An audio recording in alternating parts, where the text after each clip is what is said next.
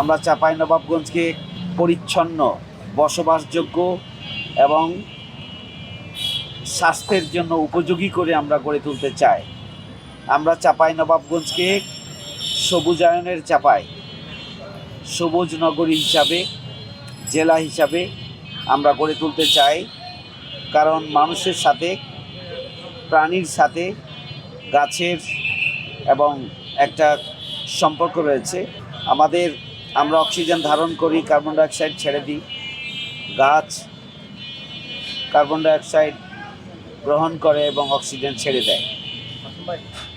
এই যে একটা কানেক্টিভিটি, এই কারণেই আমরা আমাদের চাপাইকে আমরা একদিকে পরিচ্ছন্ন আমরা করতে চাই, পরিষ্কার করতে চাই। চারু স্টাইলিশ লিভিং, আমরা এটাকে বসবাসের উপযোগী করতে চাই, স্বাস্থ্যকর করতে চাই। আমরা পাশাপাশি সবুজের চাপাই হিসাবে আমরা আমাদের চাপাইকে গড়ে তুলতে চাই। আমরা আমাদের ইশতেহারে বলেছিলাম যে আমরা ক্লিন চাপাই, গ্রিন চাপাই।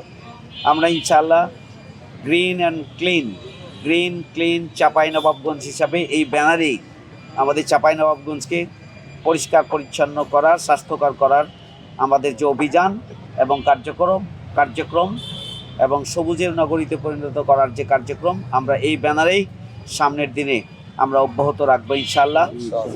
পরিষ্কার পরিচ্ছন্নতা ইমানের অঙ্গ। আমরা ইমানের দাবি পূরণের পাশাপাশি মানবতার কল্যাণে, মানুষের উপকার এবং মানুষ যাতে করে এখানে ভালোভাবে নিঃশ্বাস নিতে পারে এবং সুস্বাস্থ্যের অধিকারী হতে পারে।